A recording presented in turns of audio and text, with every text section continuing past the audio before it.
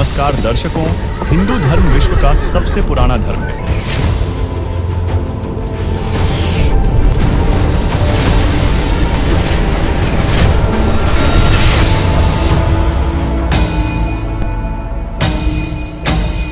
जिसमें 33 करोड़ देवताओं की पूजा की जाती है। हालांकि प्रमुख रूप से ब्रह्मा, विष्णु, महेश और दुर्गा जी की पूजा की जाती है। वहीं विष्णु जी के अवतार श्री कृष्ण जी को मानने वाले भक्तों और कथावाचकों की संख्या भी हिंदू धर्म में कम नहीं है, जो श्री कृष्ण जी को सर्वोच्च परमात्मा मानते हैं। उन्हीं कथावाचकों में से एक हैं कथावाचक श्री अनिरुद्धाचार्य जी, जिनका मानना है कि श्रीमन नारायण ही सबके कर्ता धर्ता, सृष्टि के रचनहार तथा पूर्ण परमात्मा हैं। परंतु अफसोस की बात यह है कि स्वयं अनिरुद्धाचार्य जी के विचारों में विरोधाभास है। तो आप कहेंगे कैसे? तो स्वयं देखिए। अनिरुद्धाचार्य जी भक्त समाज को 5 देवता श्री गणेश जी, सूर्य देव, माता दुर्गा, श्री शंकर जी तथा श्री विष्णु जी की पूजा करने के लिए बता रहे हैं। देखिए, हमारे यहाँ 5 लोगों की पूजा होती है, छठवा कोई नहीं। बोलो गणेश जी, सूर्य भगवान,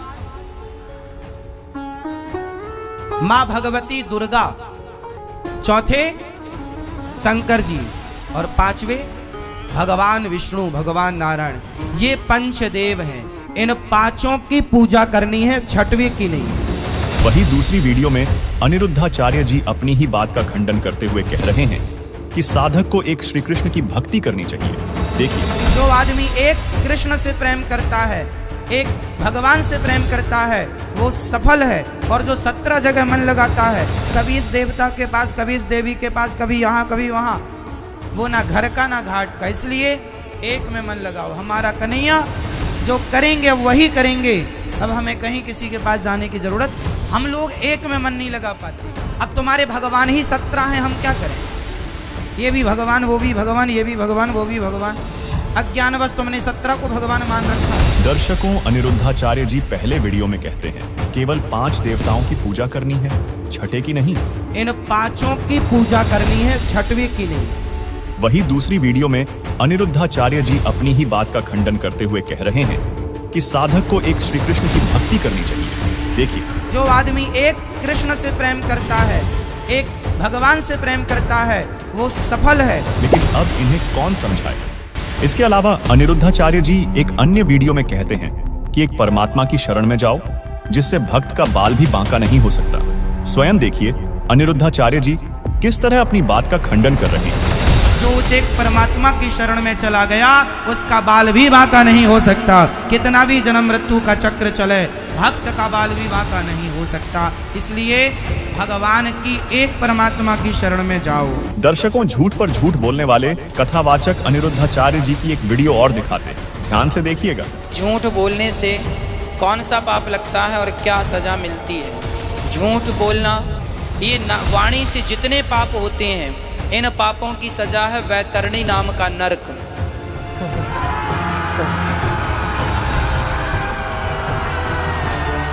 वैतरणी नरक में क्या है? जो आपके शरीर में मावाद भर जाती है, फोड़ा होता है ना, उसमें मावाद भर जाती है, मावाद की नदियां होती हैं, उससे वैतरणी के उसमें डुबाया जाता है। तो अनिरुद्धाचार्य जी खुद विचार कर लीजिए, आप झूठ बोलकर किस नरक में जाएंगे?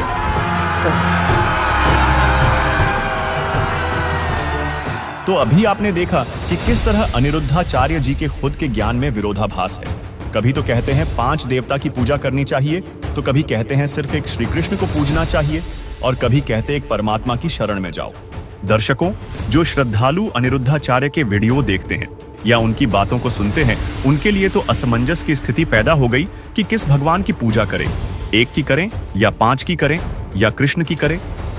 तो दर्शकों, आप कंफ्यूज ना हो, क्योंकि संत रामपाल जी महाराज आज पृथ्वी पर इन्हीं पाखंडियों के जाल को काटने के लिए श्रद्धालुओं को सही भक्ति, सही दिशा देने के लिए मौजूद है। देखिए ये वीडियो। प्रसंग चला है कि परमात्मा की प्राप्ति के लिए हम इतना कठिन प्रयत्न करते हैं। प्रत्येक मानव ये मानता है कि कोई शक्ति है जो हमें सुखी कर सकती है, कोई ऐसी पावर है, तो उसकी उस समर्थ शक्ति को किसी ने तो अपने हिसाब से किसी देव को मान लिया कि ये समर्थ शक्ति है, दूसरे ने मान लिया ये ऐसी समर्थ शक्ति है, ये है पूर्ण परमात्मा, किसी ने किसी को। तो ये निर्णय कहाँ से होगा कि पूर्ण परमात्मा कौन है, कौन से परमात्मा की हम भक्ति करें? इसका निर्णय हमारे सदग्रंथों में, सदग्रंथ आपको बता दिया ये 500 वेद, और इन 4 वेदों का निष्कर्ष संक्षेप श्रीमद् भगवत गीता में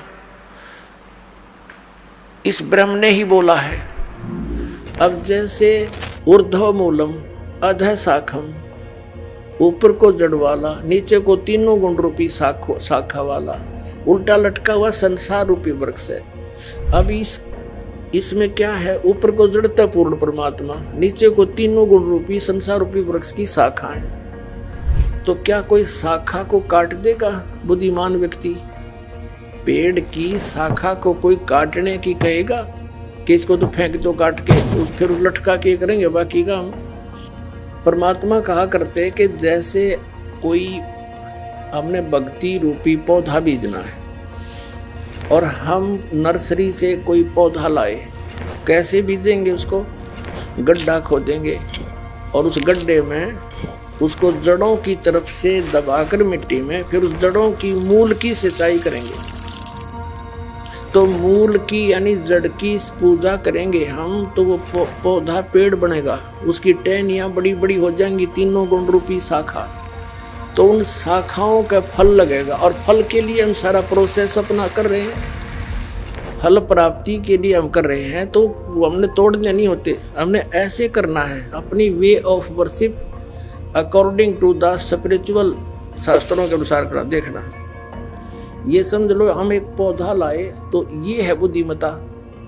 जड़ों को गमले में यानी मिट्टी में डाला, दबा दिया और पूजा शुरू कर दी, सिंचाई। ये जड़ कबीर परमात्मा है इस संसार रूपी वृक्ष की। अब ये हमने जड़ों को पूजना है, इन ब्रह्मा विष्णु महेश की पूजा नहीं। हम क्या कर रहे हैं? ऐसे कर रहे हैं। ये बता बालका वाला काम करे क्या हमने? हंसी नहीं आवे। हम ऐसी पूजा कर रहे हैं, उल्टा काम कर लिया हमने।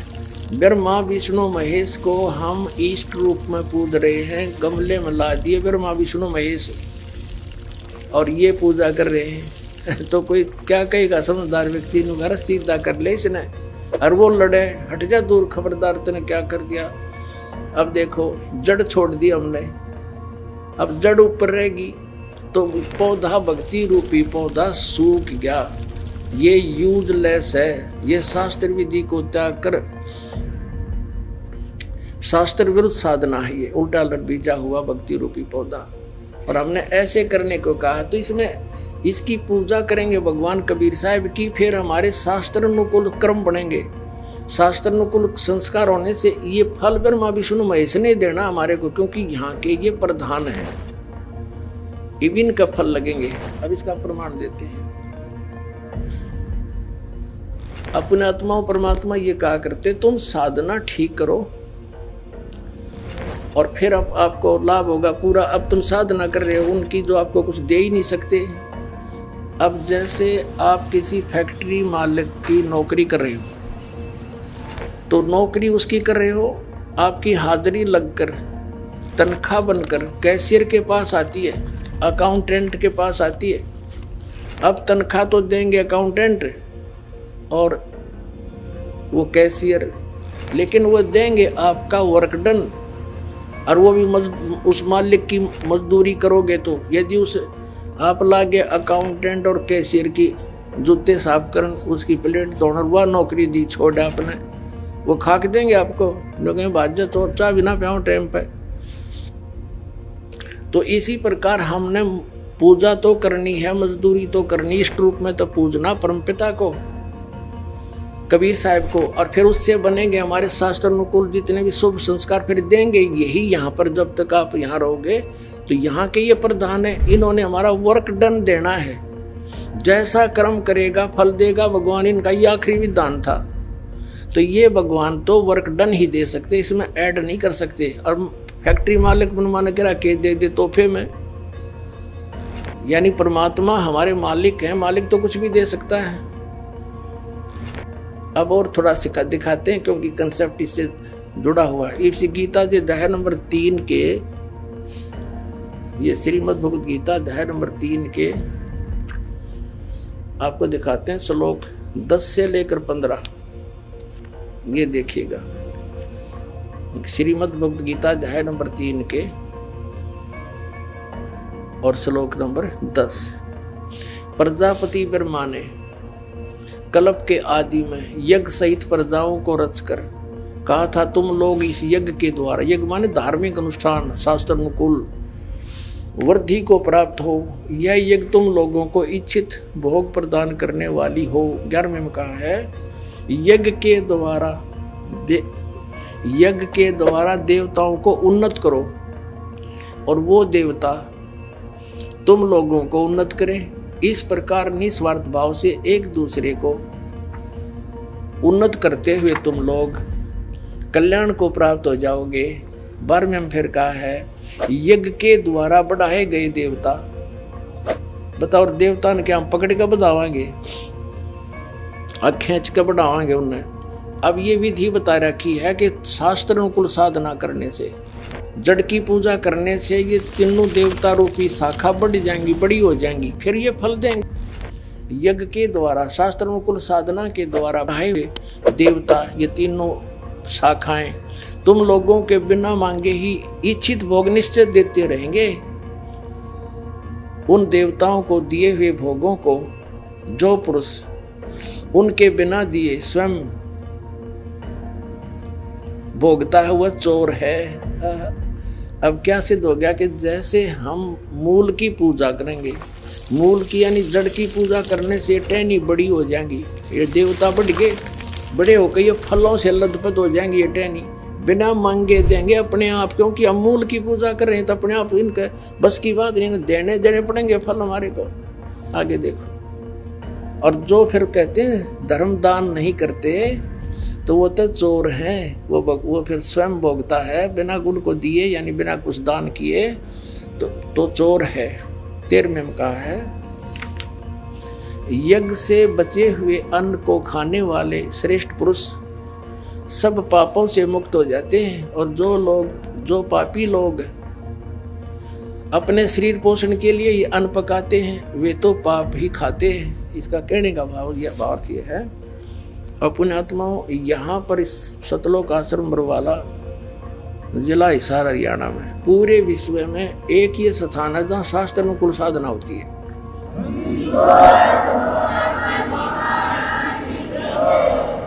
अब ये क्या बता रहे हैं, यज्ञ से बचे हुए अन्न को खाने वाले श्रेष्ठ पुरुष संत यानी अच्छी आत्मा तो सब पापों से मुक्त हो जाते हैं। हम सबसे पहले परमात्मा का भोग निकालते हैं, भोजन का भी, हलवे का प्रसाद बनकर आता है वो भी, उसको भगवान के भोग लगाकर फिर शेष अन्न को वितरित किया जाता है। तो ये कहते हैं यज्ञ से बचे हुए अन्न को खाने वाले संत, साधु संत भक्त, यज्ञ से बचे हुए अन्न को खाने वाले संत है, यानी साधु संत भक्त आत्माएं, अच्छी आत्माएं सब पापों से मुक्त हो जाते हैं।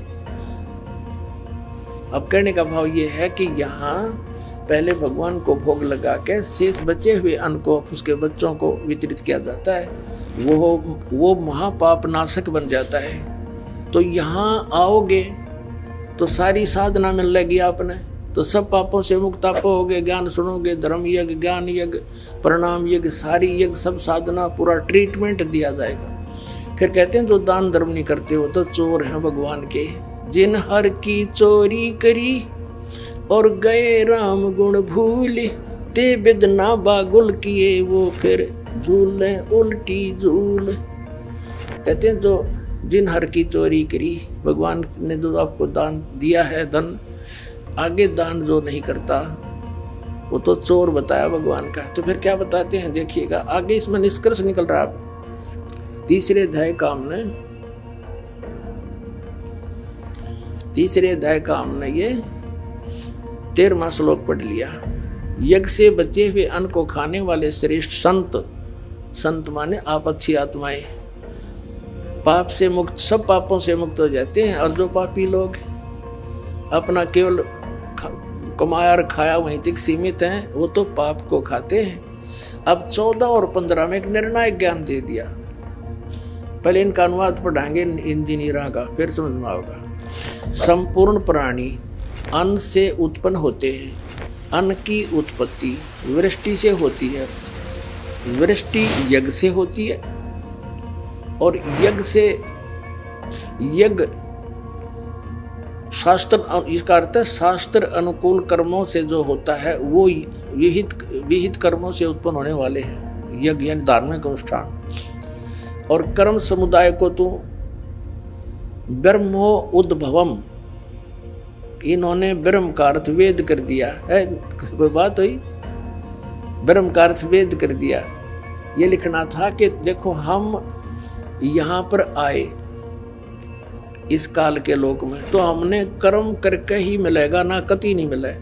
तो कहते हैं ये कर्म लगाए ब्रह्म ने बनाया विधान यहाँ का, और ब्रह्म की उत्पत्ति हुई परम अक्षर ब्रह्म से, उस परमात्मा से, सच्चिदानंद घन ब्रह्म से। इसका अर्थ तो ये है, लेकिन इन अज्ञानियों ने कुछ ज्ञान तो था नहीं, सारे उल्टे अडंगे अड़ा दिए।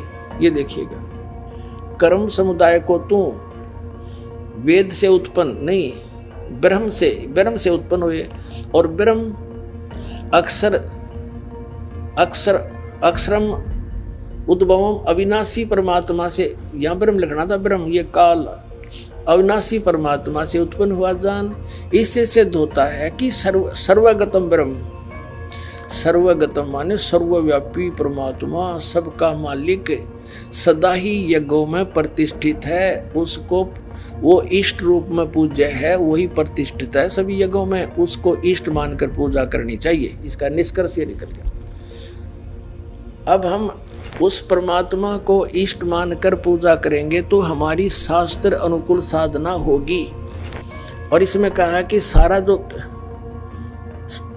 शास्त्र अनुकूल साधना करने से हमारे शुभ संस्कार बनेंगे। ये भक्ति रूपी पौधा बड़ा होगा, ब्रह्मा विष्णु महेश के पास हमारे संस्कार जाएंगे, और ये बिना मांगे आपको देंगे, आपको बिना मांगे देंगे। जैसे फल लदपत हो गए टहनिया के, आप भी खाओ, रिश्तेदार भी ले जाओ, और पड़ोसी भी तोड़ ले जाओ, तो भी समाप्त ना हो।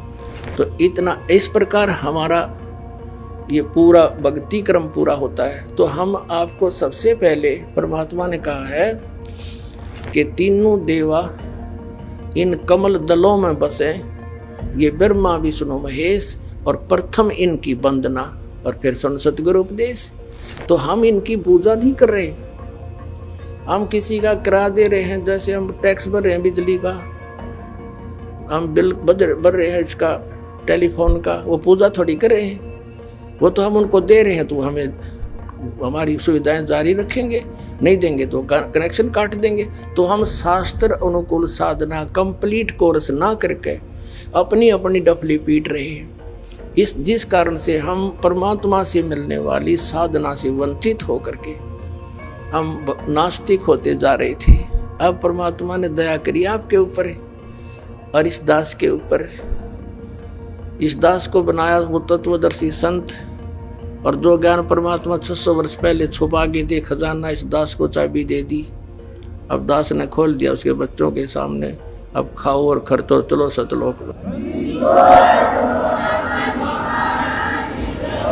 दर्शकों, संत रामपाल जी महाराज ने जो प्रमाणित निर्णय किया कि हमें एक पूर्ण परमेश्वर की भक्ति करनी चाहिए, इससे स्पष्ट है। अनिरुद्धाचार्य जी कभी 5, कभी कृष्ण, कभी एक अलग अलग वीडियो में अज्ञान परोसकर जनता को मूर्ख बनाने के अलावा और कोई दूसरा कार्य नहीं कर रहे हैं। वही परमात्मा के विषय में भक्त समाज को भ्रमित करने वाले अनिरुद्धाचार्य जी जनता के समक्ष यह भी गलत प्रचार कर रहे हैं कि राधा जी श्री कृष्ण की पत्नी है, और अपनी इस बेतुकी बात को सिद्ध करने के लिए अनिरुद्धाचार्य जी शास्त्रों के अर्थ का अनर्थ भी कर रहे हैं। देखिए कि जो श्री राधा रानी हैं वही भगवान कृष्ण की पत्नी।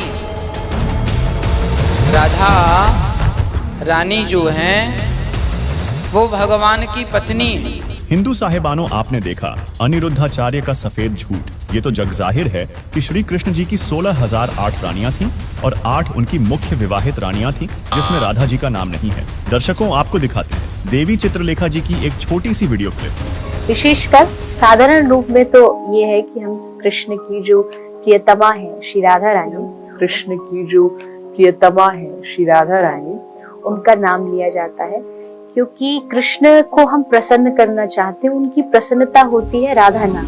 दर्शकों, अभी आपने देखा देवी चित्रलेखा जी ने बताया कि राधा रानी श्री कृष्ण जी की पत्नी नहीं, वो श्री कृष्ण जी की प्रियतमा थी। दर्शकों, इससे स्पष्ट है अनिरुद्धाचार्य जी साफ झूठ बोल रहे हैं कि राधा रानी श्री कृष्ण जी की पत्नी है, जबकि देवी चित्रलेखा जी बोल रही हैं कि राधा रानी श्री कृष्ण जी की प्रियतमा है। अब आपको भागवत महापुराण से ही दिखाते हैं कि श्री कृष्ण जी की कितनी पत्नियां थीं।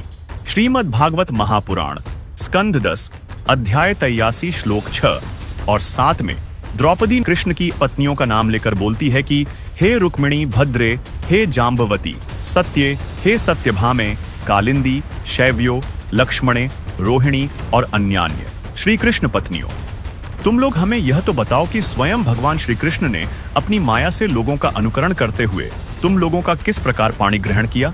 दर्शकों, इनमें राधा का नाम कहीं नहीं है।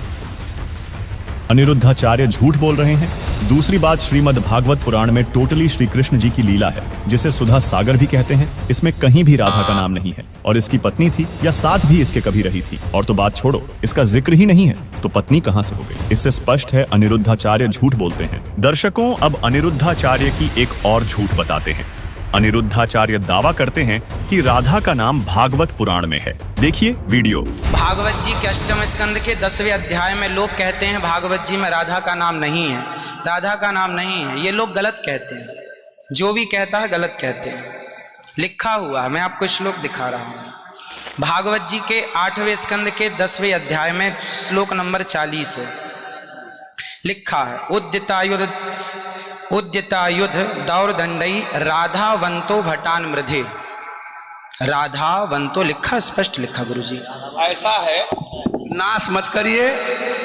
आधावंत है, आधावंत में दौड़ते हुए, या संधि हो गई है गुरुजी। नहीं नहीं, ये गलत बात है। आप जो है आयुधों को लेकर के आधावंत। गुरुजी गुरुजी गुरुजी गुरुजी गुरुजी, हम तो आपकी दास हैं। मत कीजिए ना। हमारे गुरुजी कहते हैं ना ना गुरुजी, इसका अर्थ तो सुन लीजिए, इसका अर्थ तो सुन लीजिए। आप जब राधा बता रहे हो, सुनिए सुनिए गुरुजी, इसका अर्थ है राधावंतो भटान मृदेश का अर्थ गुरुजी ने बताया हमें। गुरुजी ने, हमारे गुरुजी, कोई गुरुजी नहीं बता सकता। हमारे गुरुजी कहते हैं बिल्कुल नहीं बना सकते, क्योंकि जब आप राधा बनाओगे तो सर्गे कहाँ जाएंगी। गुरुजी उद्यतायुधई ही गुरुजी गुरुजी कहते हैं क्यों नहीं बोलते। गुरु राधा शब्द है। अब चलिए। और दूसरी वीडियो में कह रहे हैं राधा जी का नाम नहीं है। कई लोग बुद्धिजीवी लोग प्रश्न करते हैं कि भागवत में राधा जी का नाम क्यों नहीं है। इसके पीछे एक कारण है। भागवत में सचमुच भागवत में कहीं भी राधा रानी का नाम नहीं है। दर्शकों, अनिरुद्धाचार्य इतना झूठ बोलते हैं कि झूठ भी कहता है कि भाई इतना क्यों बदनाम कर रहा है मुझे। और ऐसे लोगों के लिए संत रामपाल जी महाराज कहते हैं। अब एक किसी ने प्रश्न किया कृष्ण के पुजारी था कि आपका इष्ट देव कौन है। स्वरूप तन्यों का राधे, और फिर ने हो गया श्री कृष्ण जी मेरा इष्ट है। अरे राजदेव होया कृष्ण जी तेरा इष्ट होया, कमाल की बात कर रहे हैं, बिना अकल की बात। अब राधे श्री कृष्ण जी की वो थी प्रेमिका, और कोई मित्र उससे पहले उसकी प्रेमिका का नाम लेता जूत तोड़े न बाजेगा उनका, यारी तोड़े टूट लेगी उनकी। यानी वो कृष्ण जी की पूजा कर राजदेव श्रद्धा कर रहे। थरा गजब हो, ये थरा सिर पैर है कोई। दर्शकों, एक छोटी सी वीडियो क्लिप और दिखाते हैं, ध्यान से देखिएगा। यदि झूठ की इमारत आपने बना रखी है तो झूठ की इमारत बहुत जल्दी धराशायी हो जाती है, क्योंकि वह मजबूत नहीं होती। इसलिए अब समझे अनिरुद्धाचार्य जी, आपकी अज्ञानता की दीवार जल्द ही धाराशाही होने वाली है, क्योंकि झूठ ज्यादा समय तक नहीं चलती।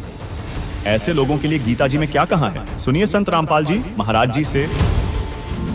कि जो मनमाना साधना और कठिन घोर तप करते हैं उनको तो राक्षस स्वभाव के जान, और वो जनता के नाश के लिए ही उत्पन्न होते हैं। ये देखना इसी 17वें अध्याय का यहाँ बताया है, अध्याय नंबर 16 के अब हम श्लोक नंबर 9 को पढ़ेंगे। है इस मिथ्या ज्ञान को अवलंबन करके जिनका स्वभाव नष्ट हो गया है तथा जिनकी बुद्धि भी मंद है, वे सबका अपकार करने वाले कुकर्मी मनुष्य जगत के नाश के लिए ही समर्थ होते हैं, प्रभवंती माने उत्पन्न होते हैं।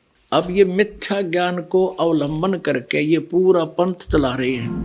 क्या बताते हैं कि साहिब के दरबार में गायक कोट अनंत और 4 चीज मांगे हैं, रिद्धि सिद्धि मान महंत। उस परमेश्वर के साहिब के दरबार में ऐसा कोई एक इन चारुआ ने छोड़ गए और चाहे पुरुष अलेख। तो ये सब मान महंत के भूखे हैं जितने ये संत पंथ बने हुए। यदि ये मान बढ़ाई नहीं चाहते हैं और ये अपना कल्याण चाहते हैं और ये हितैषी हैं अपने अनुयायियों के, तो इस दास के ज्ञान से परिचित हों और इसमें बताओ गलत कहाँ है और ये अपना टिप्पणी दो। फिर इसके ऊपर क्यों नहीं बोलते? 10 साल हो गए दास ने गला फड़ाते ने, और सरेआम कह रहा हूँ, टीवी चैनलों पर भी बोल रहा हूँ, पुस्तकों के माध्यम से भी इनके पोल खोल रहा हूँ। क्यों ना बोलते? ये क्यों नहीं बोलते? क्योंकि ये चोर है। परमात्मा कहते हैं बेखों के लश्कर फिरें ये बाणी चोर कठोर, और सतगुरु धाम ना पहुंचेंगे ये 84 के ढोर।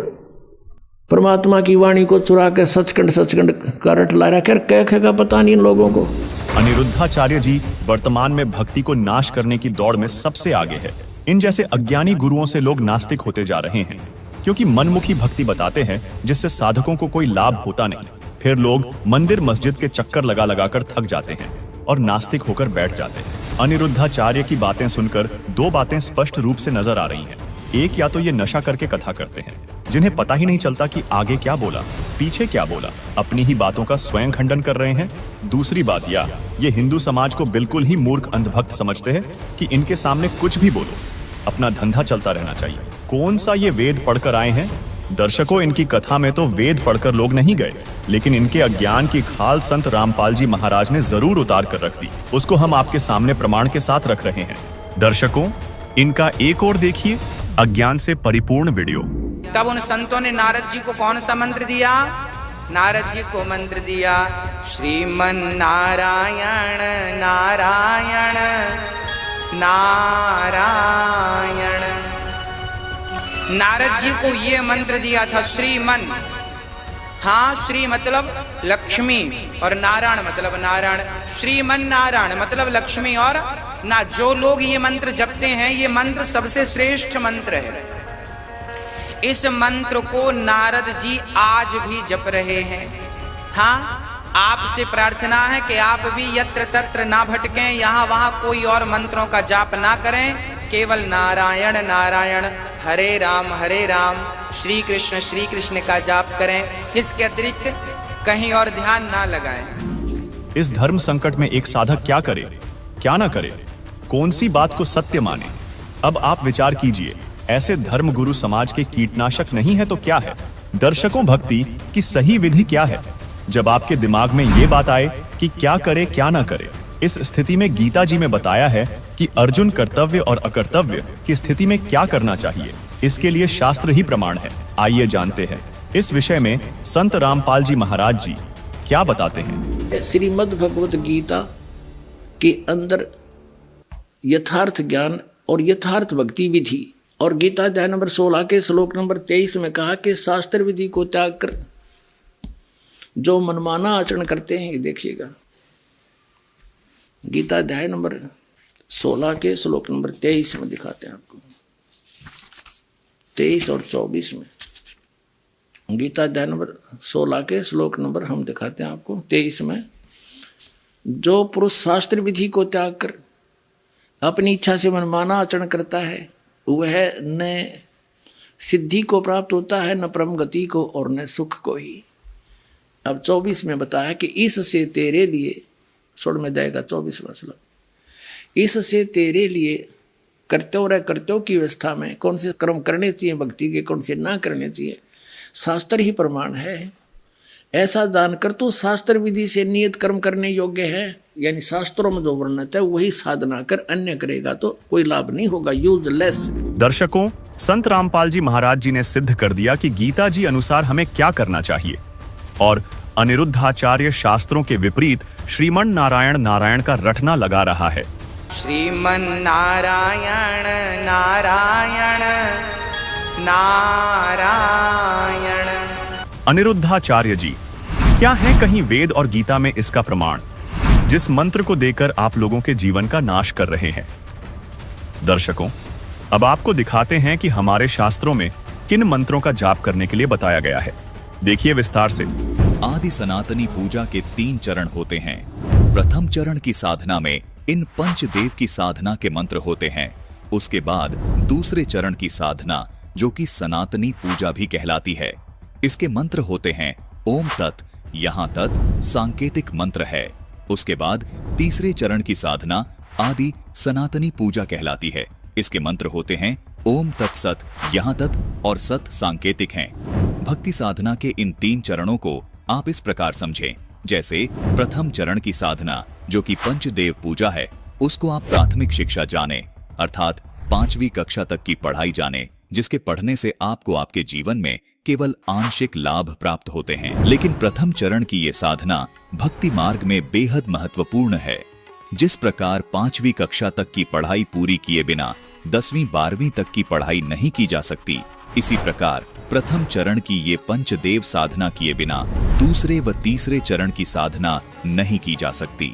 दूसरे चरण की साधना, जो कि सनातनी पूजा है, ये गीता अध्याय 15 के श्लोक 16 में बताए क्षर और अक्षर पुरुष की पूजा है। इसको आप उच्च शिक्षा, अर्थात इसको आप 10वीं तक की कक्षा की पढ़ाई जाने, जो आपको प्राथमिक शिक्षा से कुछ ज्यादा लाभ देती है। तीसरे चरण की साधना, जो कि आदि सनातनी पूजा है, गीता जी अध्याय 17 के श्लोक 23 में भी इसका वर्णन है। ये गीता अध्याय 8 के श्लोक 3 में बताए परम अक्षर ब्रह्म की पूजा है। इसको आप सर्वोच्च शिक्षा जाने, जो कि आपको सब सुख और लाभ प्राप्त करवाती है। दर्शकों, केवल संत रामपाल जी महाराज ही आध्यात्मिक मार्ग की भक्ति साधना इस प्रकार 3 चरण में पूरी करते हैं। दर्शकों, आपको यहाँ ये भी शंका हो सकती है कि इस 12 अक्षर मंत्र को एक नाम अर्थात एक मंत्र क्यों कहा जाता है, जबकि ये तो अलग अलग देवी देवताओं के 5 नाम हैं।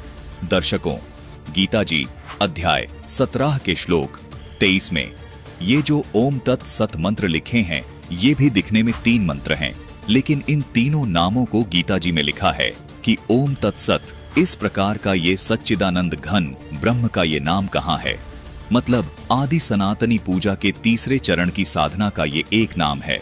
ये 3 नाम मिलकर एक नाम कहलाता है, जिसको संत रामपाल जी महाराज के शिष्य तीसरा नाम अर्थात सार नाम कहते हैं। इसी प्रकार प्रथम चरण की साधना में मिलने वाला 12 अक्षर मंत्र ओम, किलिम, हरिम, श्रीम और सोहम मिलकर एक नाम अर्थात प्रथम नाम कहलाता है। संत रामपाल जी महाराज वे उनके शिष्य हमेशा इन 12 अक्षर को प्रथम नाम ही पुकारते हैं। इसी प्रकार दूसरे चरण की साधना का ये ओम तथा तत् मंत्र एक ही नाम अर्थात दूसरा नाम अर्थात सतनाम कहलाता है। संत रामपाल जी महाराज के अनुयायी इन दोनों मंत्रों को प्राप्त करने के बाद कहते हैं कि हमें दूसरा नाम अर्थात सतनाम मिल गया है। अर्थात यहाँ 2 नाम मंत्र होने के बाद भी ये केवल एक नाम ही कहलाता है, जिसको सतनाम कहते हैं। इसी प्रकार तीसरे चरण की साधना का ये ओम तत् सत मंत्र मिलकर भी एक ही नाम कहलाता है, जिसे संत रामपाल जी महाराज के अनुयायी सार नाम कहते हैं अर्थात तीसरा नाम कहते हैं। इसलिए यहाँ दर्शकों को कोई शंका नहीं होनी चाहिए कि इन 12 अक्षर मंत्र को एक नाम क्यों कहा है। दर्शकों, ये 12 अक्षर मंत्र मिलकर एक ही नाम कहलाता है। संत रामपाल जी महाराज इस प्रकार अपने शिष्यों को सनातनी पूजा के तीनों चरण की साधना का प्रथम नाम, दूसरा नाम और तीसरा नाम देते हैं।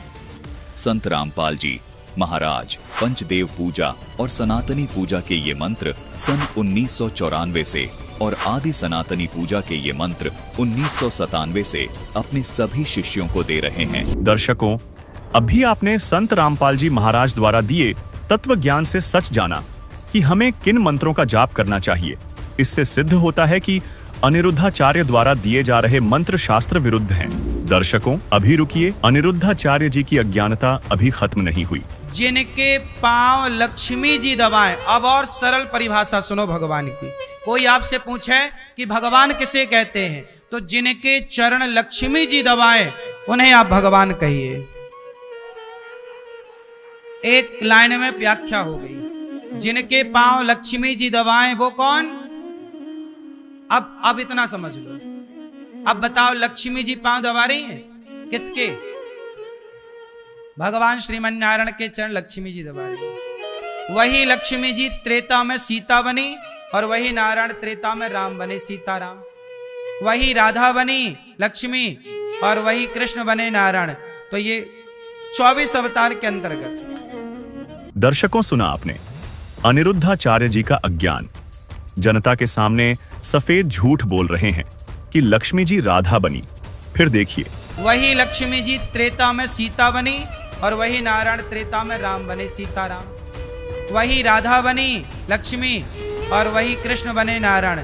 जैसे ही अनिरुद्धाचार्य ने यह झूठ बोला, वैसे ही उनकी कथा में उपस्थित माताएं बहनें हंसने लगती है और इस बात को स्वीकार नहीं करती हैं। अब आप खुद सोचिए, ऐसे फर्जी कथावाचक क्या ही जनता का कल्याण करेंगे, जबकि बच्चा बच्चा जानता है कि त्रेता युग में लक्ष्मी जी सीता रूप में आई थी और द्वापर युग में लक्ष्मी जी रुक्मणी जी थी। अब हमारे हिंदू सनातन संस्कृति में जिसे जो मन आ रहा है वो भगवान अपने अपने लॉन्च किए जा रहा है। कोई कबीरदास जी कोई भगवान मान के कबीर पंथ पूजा करने लग गए, जबकि कबीरदास जी खुद कह रहे हैं कि कबीरा सब जग निर्धना, धनवंता नहीं कोय, धनवंता सोई जानिए जेखे राम नाम धन होए। कबीरदास जी रामानंदाचार्य जी के शिष्य हैं। कबीरदास जी खुद राम के पुजारी हैं।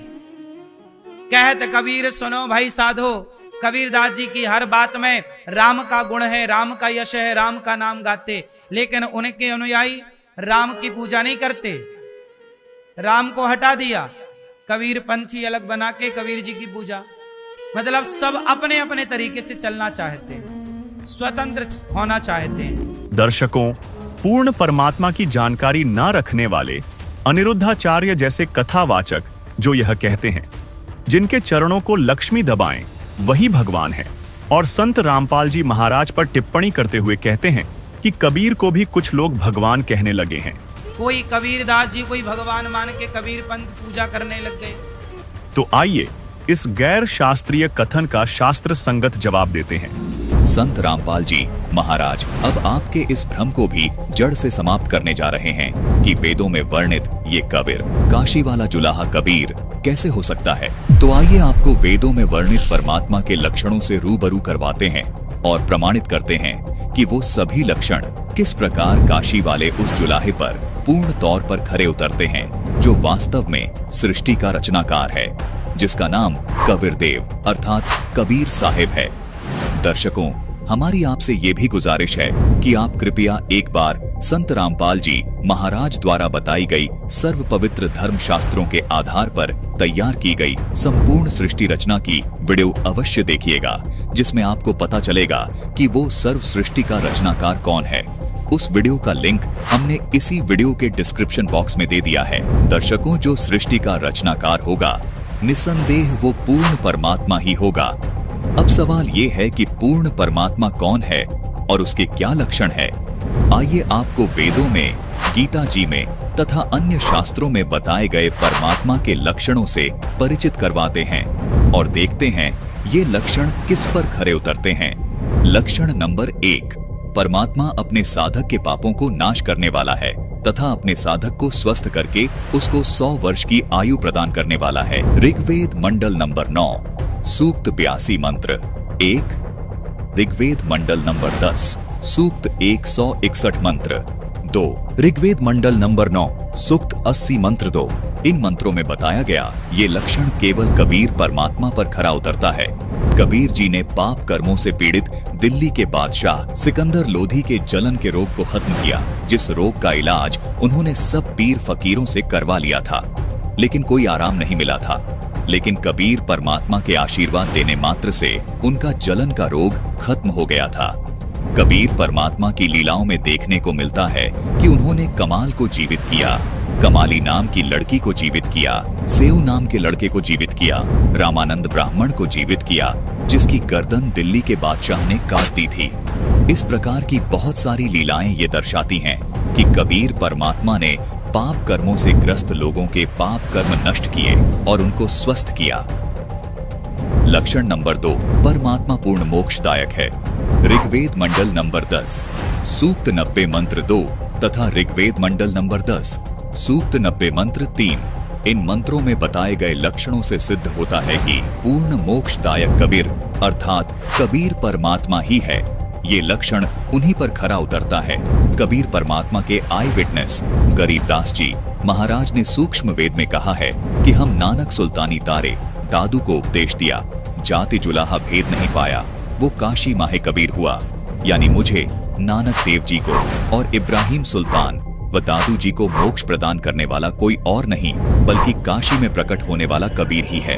लक्षण नंबर 3 परमात्मा सबसे ऊपर के लोक में विराजमान है तथा सब ब्रह्मांडों के ऊपर वाले भाग में बैठा है। ऋग्वेद मंडल नंबर 9 सूक्त 54 मंत्र 3 में तथा ऋग्वेद मंडल नंबर 9 सूक्त 86 मंत्र 27 इन मंत्रों में बताया गया ये लक्षण कबीर साहिब जी पर खरा उतरता है। कबीर परमात्मा के आई विटनेस गरीबदास जी ने जब कबीर जी को सब लोकों के ऊपर विराजमान देखा तो अपने सूक्ष्म वेद में वाणी लिखी कि अर्श कुर्स पर सफेद गुमट है जहां कबीर सतगुरु का डेरा। लक्षण नंबर 4 परमात्मा ऊपर के जिस लोक में विराजमान है वहां राजा के समान बैठा है, यानी देखने में राजा के समान दर्शनीय है। ऋग्वेद मंडल नंबर 9 सूक्त 82 मंत्र 1 दर्शकों इस मंत्र में बताया गया ये लक्षण भी कबीर साहिब जी पर ही खरा उतरता है। गरीबदास जी महाराज की वाणी में प्रमाण है कि आदि रमैनी अदली सारा जा दिन होते धूं धूं कारा सतपुरुष कीन्हा प्रकाशा हम होते तख्त कबीर खवासा। लक्षण नंबर 5 परमात्मा यथार्थ अध्यात्म ज्ञान यानी सूक्ष्म वेद बताने के लिए अपने धाम से सहशरीर चलकर पृथ्वी पर आता है तथा अच्छी आत्माओं को मिलता है, उनके संकटों का मर्दन करता है। ऋग्वेद मंडल 9 सूक्त 86 मंत्र 26 दर्शकों इस मंत्र में बताया गया ये लक्षण भी कबीर साहिब जी पर खरा उतरता है। कबीर जी अपना ज्ञान बताने के लिए समय समय पर पृथ्वी लोक पर आए हैं और नानक जी, गरीबदास जी, धर्मदास जी, मल्लूक दास जी और संत रामपाल जी महाराज जैसे महापुरुषों को आकर मिले हैं।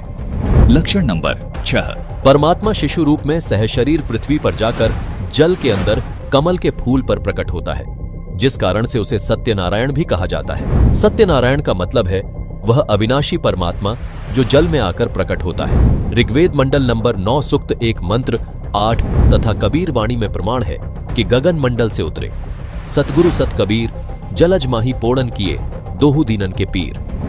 दर्शकों यह लक्षण भी कबीर परमात्मा काशी वाले जुलाहे पर ही खरा उतरता है, क्योंकि सर्व विदित है कि कबीर जी नीरू और नीमा नाम के जुलाहे दंपति को लहर तारा तालाब में कमल के फूल पर जल में मिले थे। कुछ लोग विष्णु जी को सत्यनारायण मानते हैं, जबकि विष्णु जी ना तो अविनाशी हैं और ना ही जल पर प्रकट होते हैं, बल्कि वह तो वहीं जल में ही रहते हैं। इसलिए सत्यनारायण विष्णु जी नहीं बल्कि कबीर परमात्मा है। लक्षण नंबर 7 परमात्मा जब शिशु रूप में लीला करने आता है तब उसकी परवरिश की लीला कवारी गायों के दूध से होती है। ऋग्वेद मंडल नंबर 9 सूक्त 1 मंत्र 9 कबीर परमात्मा की परवरिश की लीला कुंवारी गाय के दूध से होती है। यही प्रमाण कबीर सागर के ज्ञान सागर पृष्ठ 74 पर भी है। यही प्रमाण अमर ग्रंथ यानी सूक्ष्म वेद में भी है कि कबीर परमात्मा की परवरिश अन्न ब्याही गाय के दूध से होती है, अर्थात कुंवारी गाय के दूध से होती है। दर्शकों कबीर सागर और वेदों के इन मंत्रों ने स्पष्ट कर दिया कि ये लक्षण भी कबीर परमात्मा पर ही खरा उतरता है, क्योंकि कबीर जी के जीवन परिचय में प्रमाण मिलता है कि शिशु रूप में उनकी परवरिश कुंवारी गाय के दूध से हुई थी।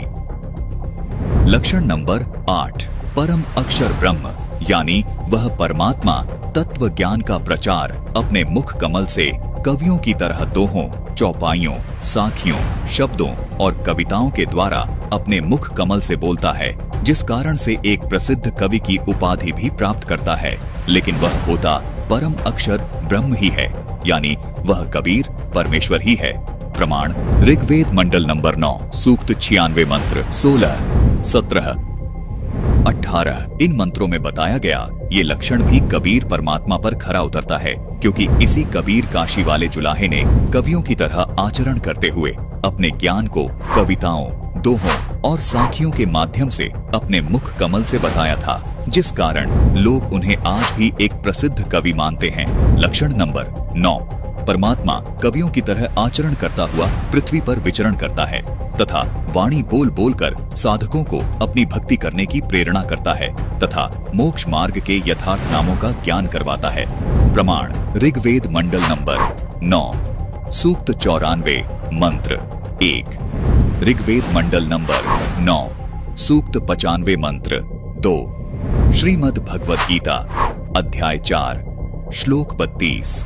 ये लक्षण भी कबीर परमात्मा पर ही खरा उतरता है, क्योंकि सभी जानते हैं कि कबीर जी ने अपना संपूर्ण ज्ञान कवियों की तरह कबीर वाणी में घूम घूम कर भक्त समाज को बताया था तथा अपनी वाणियों के माध्यम से यथार्थ नामों को उजागर किया था। संत गरीब दास जी महाराज की वाणी में प्रमाण है कि सोहम शब्द हम जग में लाए, सार शब्द हम गुप्त छिपाए। लक्षण नंबर 10 परमात्मा की मृत्यु नहीं होती, वह सह शरीर अपने सनातन परम धाम को चला जाता है, क्योंकि वह अविनाशी होता है। प्रमाण यजुर्वेद अध्याय 40 मंत्र 8, गीता अध्याय 15 श्लोक 17। इन मंत्रों में बताए गए ये लक्षण केवल कबीर परमात्मा पर खरे उतरते हैं, क्योंकि कबीर परमात्मा जी ही सन 1398 ईस्वी में सशरीर आए थे और सन 1518 ईस्वी में सशरीर अपने सनातन परम धाम यानी सतलोक को चले गए थे। यही प्रमाण कबीर सागर के अगम निगम बोध खंड में पृष्ठ 41 पर भी है। न मेरा जन्म न गर्भ बसेरा, बालक बन दिखलाया, काशी नगर जल कमल पर डेरा, तहां जुलाहे ने पाया।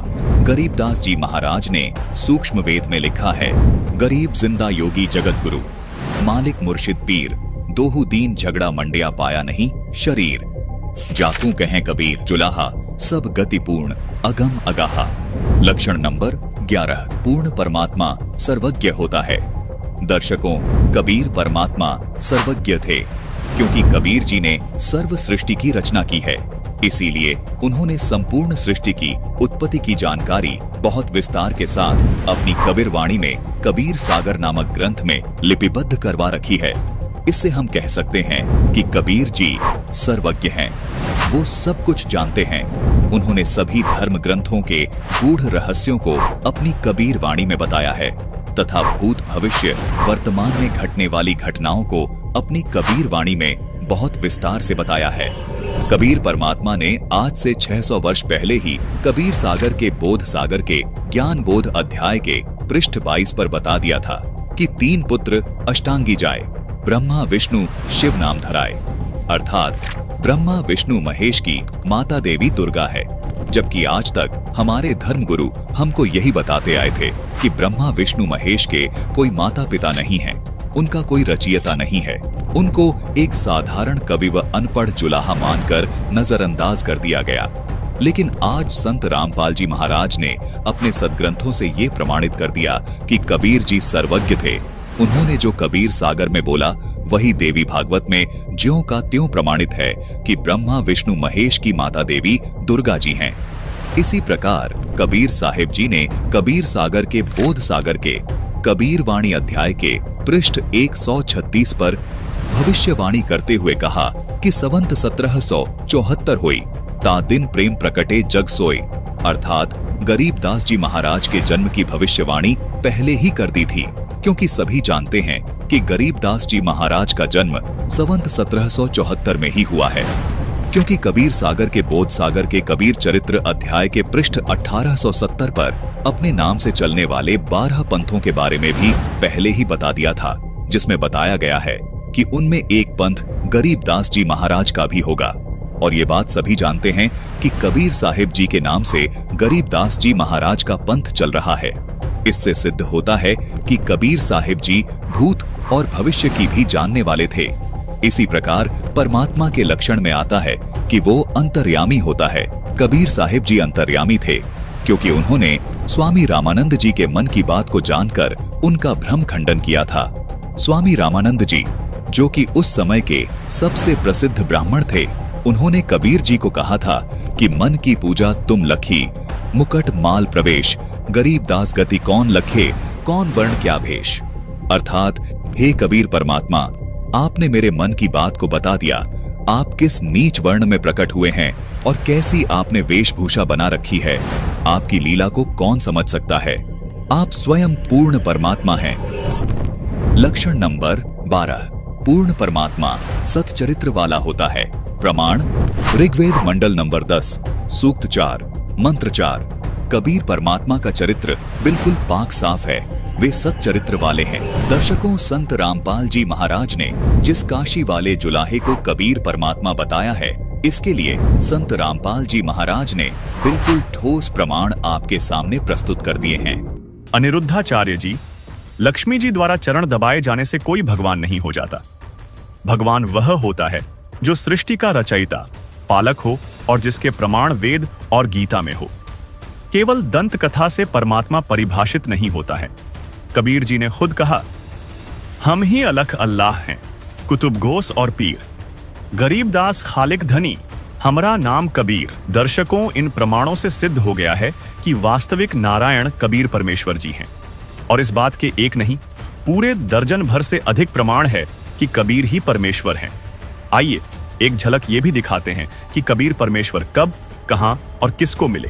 देखिए दर्शकों, अब आपको कबीर परमात्मा के गवाहों से अवगत करवाते हैं, जिन्होंने छाती ठोककर अपने अपने कालखंड में गवाही दी है कि परमात्मा कबीर ही है। आइए देखते हैं। सबसे पहले बात करते हैं हजरत मूसा, लगभग 1393 1273 ईसा पूर्व, प्राचीन मिस्र। हजरत मूसा जी की, यहूदी धर्म के प्रवर्तक माने जाने वाले हजरत मूसा जी को उनका अल्लाह उससे अधिक इल्मी अल खिज्र के पास जाकर इल्म ज्ञान प्राप्त करने के लिए कहता है, जिसका जिक्र कुरान शरीफ सूरा काफ 18 आयत 60 से 82 में है। और वह अल खिज्र जो हजरत मूसा को मजमा ए बहरेन में मिला था, वह कोई और नहीं बल्कि स्वयं कबीर जी थे, जो अलग अलग रूप बनाकर अच्छी आत्माओं को मिलते रहते हैं। इसी तरह कबीर परमात्मा हजरत मोहम्मद जी को मक्का सऊदी अरब में मिले, लेकिन मोहम्मद जी ने कबीर परमात्मा के ज्ञान को स्वीकार नहीं किया। इस विषय में संत गरीबदास जी ने कहा है, होते नबी मोहम्मद पीरा, जाकू मुर्शिद मिले कबीरा, उलट मोहम्मद महल पठाया, गुज बीरज एक कलमा धाया, रोजा बंग निवास दई रे, बिस्मिल की नहीं बात कही रे, 4 यार मिल मसलत भीनी, गऊ पकड़कर बिस्मिल की ही, तब हम मोहम्मद याद किया रे, शब्द स्वरूपी बेग गया रे, मुई गऊ हम बेग जिवाई, तब मोहम्मद के निश्चय आई, तुम्हा सत कबीर अलह दरवेशा, मोमिन मोहम्मद का गया अंदेशा। इसके अलावा कबीर परमात्मा हजरत अली सऊदी अरब को मिले, उन्हें कलमा प्रदान किया था। इस बारे में सूक्ष्म वेद में कहा गया है, गरीब अली अलह का शेर है, सीना स्वाफ शरीर, कृष्ण अली एकई कली, न्यारी कला कबीर,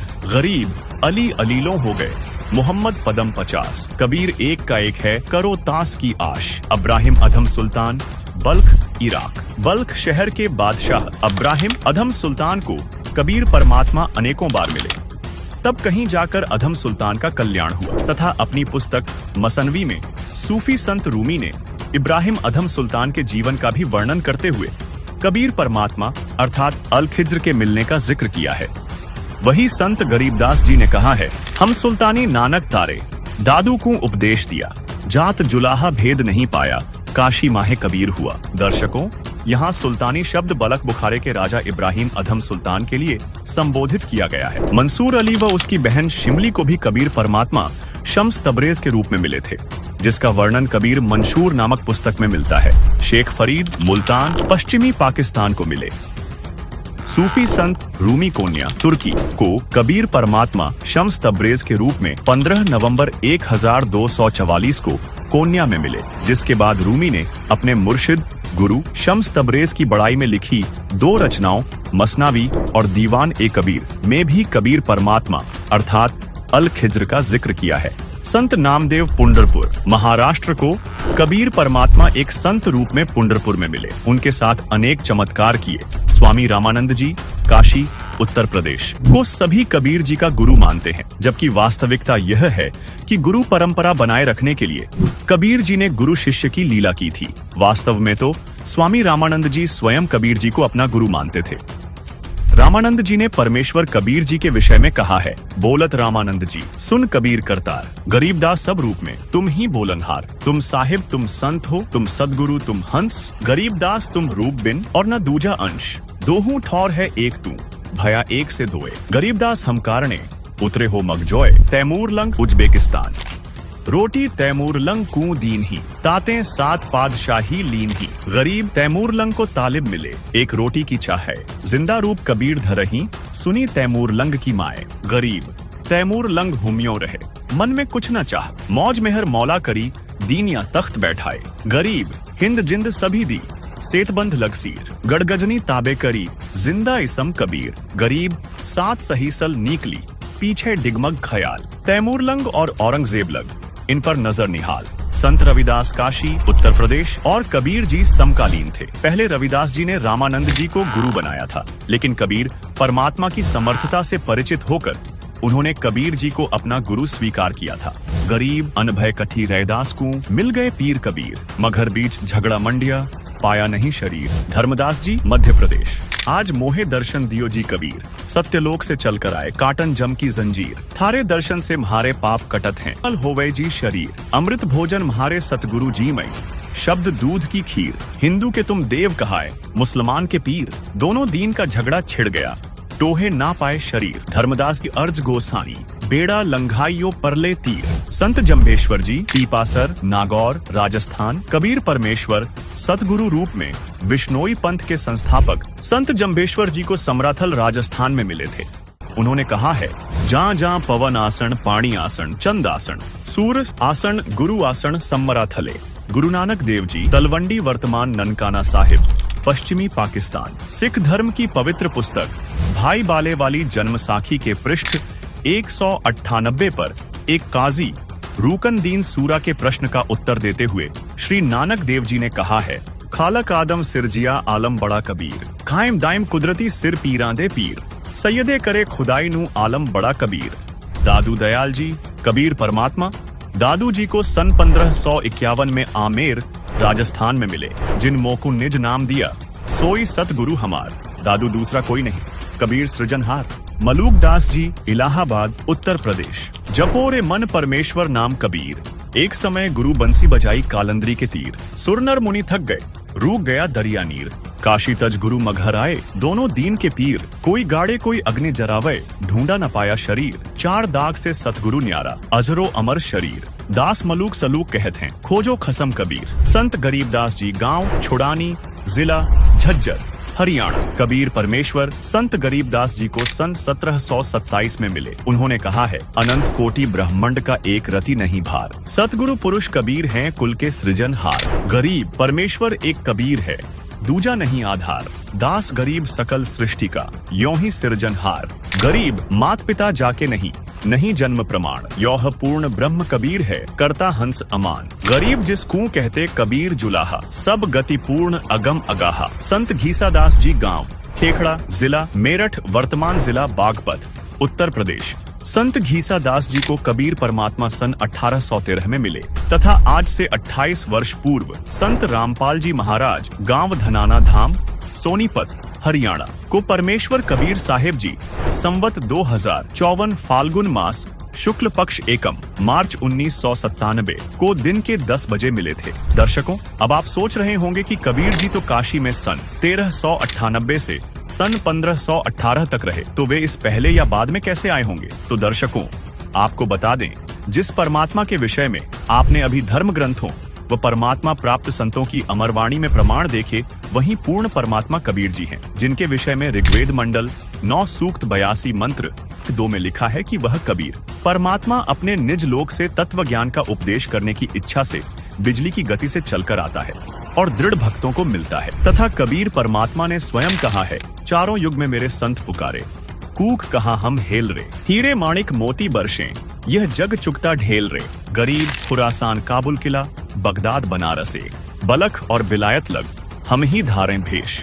अर्थात जैसे काशी बनारस शहर में कुछ समय रहे, ऐसे ही बगदाद में रहे। बगदाद से मंसूर निकाला, बनारस से रामानंद का उद्धार किया, बल्ख शहर से सुल्तान इब्राहिम इब्न अधम को निकाला, बिलायत यानी इंग्लैंड तक हम परमेश्वर कबीर जी ही वेश बदलकर लीला करते हैं। इससे सिद्ध होता है कि 600 वर्ष पूर्व काशी में जुलाहे की भूमिका करने वाले कबीर जी वास्तव में परमात्मा हैं। दर्शकों, अभी आपको अनिरुद्धाचार्य के अज्ञान को खोलकर बताया कि पूरे हिंदू समाज की आंखों में दिन दहाड़े कैसे धूल झोंक रहे हैं। वहीं दूसरी तरफ संत रामपाल जी महाराज ने शास्त्रों से प्रमाणित कर सच्चाई बताई।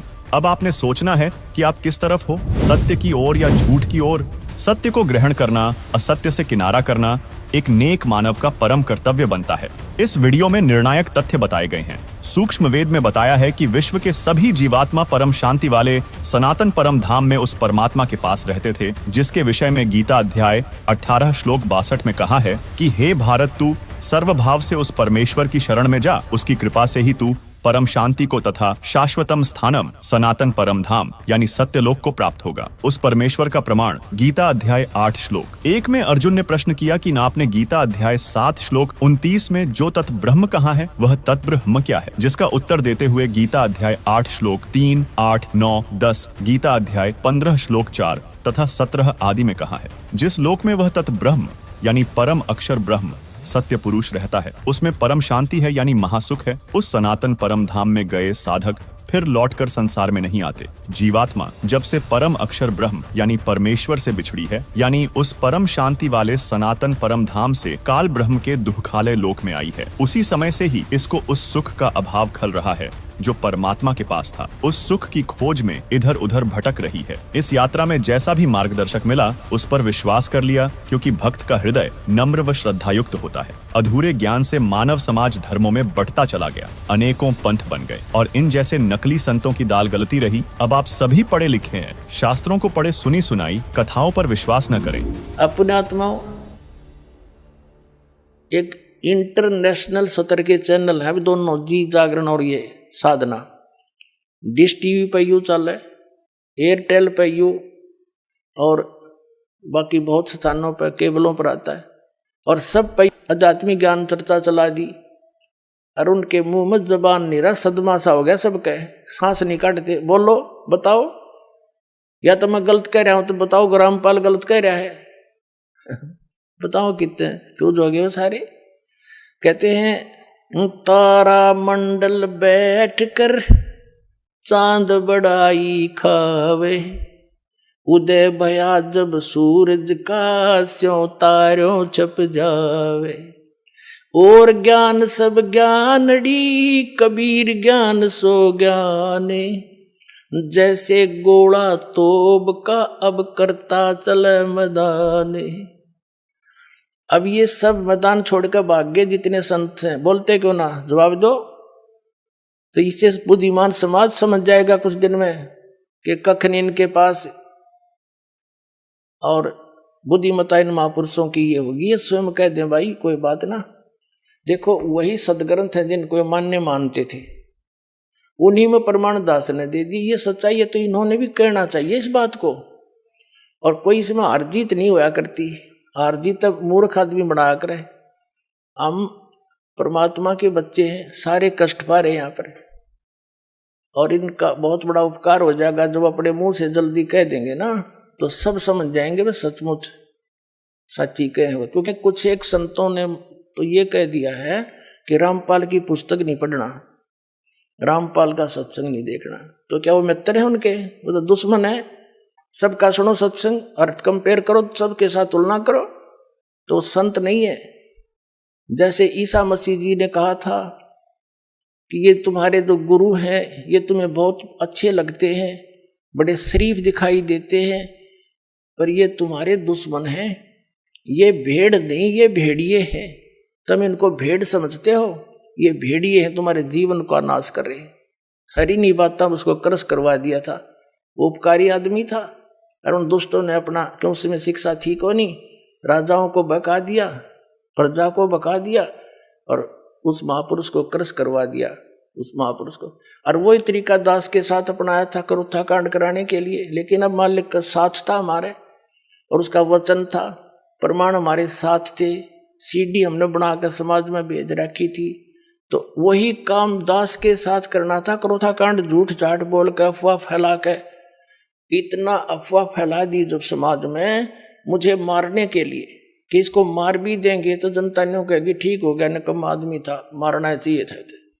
उसी उद्देश्य से उन्होंने फिर आक्रमण किया क्रोथा आश्रम पर। इस मुख्यमंत्री हरियाणा के भूपेंद्र सिंह हुड्डा के कहने से, क्योंकि ये भी आर्य समाजी है और महर्षि दयानंद की पोल खोल दी, मैंने वेदों से तुलना कर दी उनके सत्यार्थ प्रकाश की, और इतना ही कहा था भाई आप इसको सत्यार्थ प्रकाश महर्षि दयानंद का लिखा हुआ मानते ही हो, और ये महर्षि दयानंद कहता है कि वेद सत्य है, वेदों में जो लिखा है वो मुझे मान्य है, और इसके अतिरिक्त मैं किसी की बात को स्वीकार नहीं करता।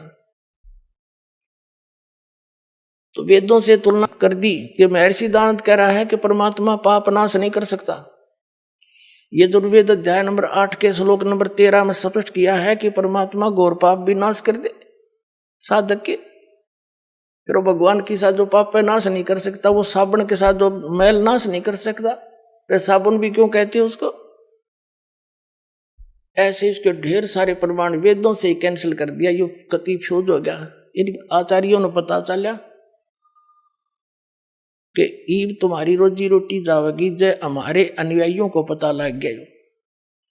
इसलिए इन्होंने उनकी जनता का दिमाग बदलने के लिए मेरे को बदनाम करा, छक्के इतना बदनाम कर दिया कि घर के भी नफरत कर दिया आदमी थे, जो इतनी भी झूठ होती हमारे अंदर। लेकिन आज वही रामपाल है, शिखर में जाएगा यो ज्ञान। हाँ, पता लग जाए सबको। दर्शकों, एक तरफ तो अनिरुद्धाचार्य जी जैसे कथावाचक हैं जिन्हें कथा करने का अधिकार तो है नहीं, और महिमा की भूख में कथा कर रहे हैं जिनका एक अक्षर भी गीता, वेद, पुराणों से मेल नहीं खाता, यानी जिनका सारा का सारा ज्ञान गलत है। और अनिरुद्धाचार्य जी अपने स्वार्थ और प्रभुता की भूख में लाखों करोड़ों लोगों के मनुष्य जीवन को नष्ट कर रहे हैं और आज भी मानने को तैयार नहीं। दूसरी तरफ देखिए, रीवा मध्य प्रदेश के रहने वाले पूर्व कथावाचक रमाकांत मिश्रा उर्फ गुरु बाबा जी को इनके 10,000 से अधिक शिष्य थे तथा इनकी पूरे रीवा संभाग में प्रसिद्ध थी, महिमा थी, शोहरत थी।